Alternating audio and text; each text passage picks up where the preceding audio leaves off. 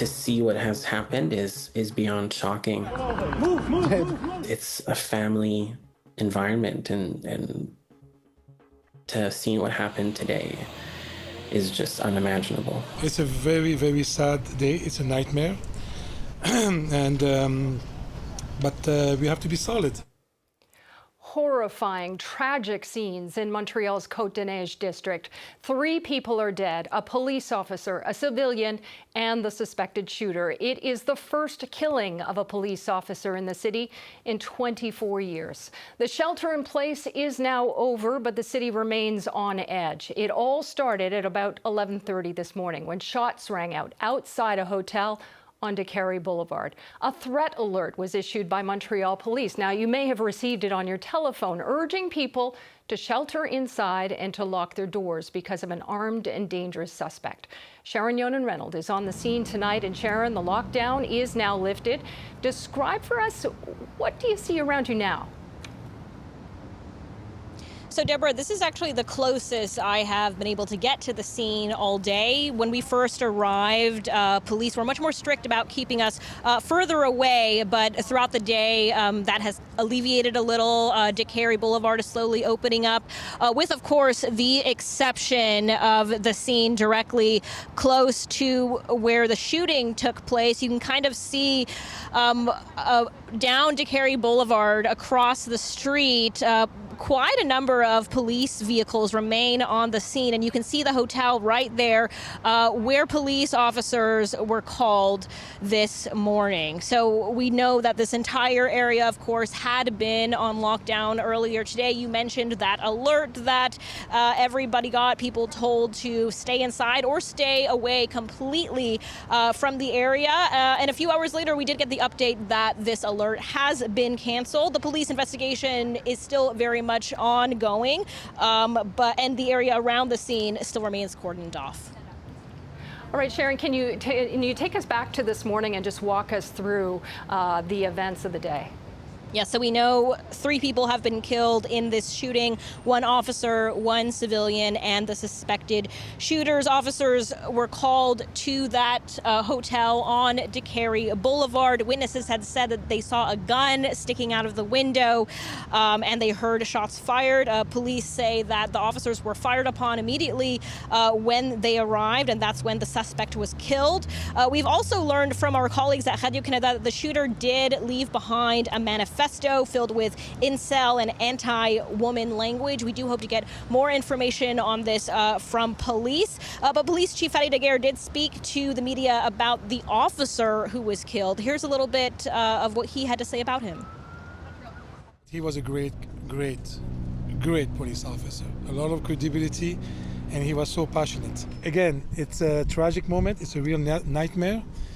And knowing that you get engaged in the police to protect and serve and get killed, well, it's a dramatic moment for me as a chief, for my troops. Now, Deborah Daguerre does say that this is the first time in about 2 decades that an SPVM officer was killed in the line of duty. Yeah, okay. Thank you very much, Sharon. And of course, we do know also that a female officer was injured in this. She was shot. She did survive, however, and she is in serious condition, however. So the emergency is now over, but people in the area are now trying to make sense of what happened. Gloria Henriquez joins us from Décarie Square, and you've been talking to people there. What are people telling you? Deborah, people are definitely still in shock. You can see right behind me the area around the place has been cordoned off, so access has been cut off, and people have been scrambling for hours trying to get back to their cars that are parked on the other side, to their hotels where they're staying right here, and even back to their homes. Now, it was even worse for those who were inside the complex where it all happened. We spoke to a man who describes everything as something unimaginable to happen in this family area. He says he first heard gunshots, and then he approached the window to see what was happening, only to see a lot of people scrambling. The complex has a park in the middle that stretches the entire length. I saw parents ripping their kids off of the play structure. They were running for their life. It was very clear to me that there was something serious going on there. And then shortly after, the police presence just swarmed, and it didn't stop swarming for half an hour. And it's just been chaotic ever since. It's a ghost town outside, except for the police. Yeah, and that was in the area of the hotel. And Gloria, the dramatic moments weren't contained to just one area. Just around the corner at a grocery store, there were some really terrifying and frustrating moments for customers and staff. Yes, Deborah, people I spoke to not too long ago were just coming out of the grocery store where they had been sheltering in place since 11:30 in the morning where everything happened. A man and his wife told me that he, along with 30 other people, had been there waiting until they got a go from police to get out, and he finally managed to get out of there not too long ago. We also spoke to the owner of the store, who describes a chaotic scene.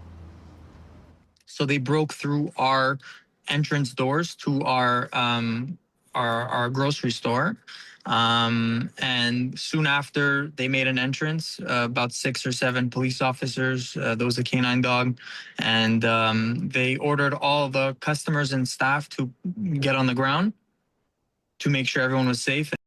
So, Deborah, definitely a very difficult day for people who are here in the area. Back to you. Gloria, thank you very much.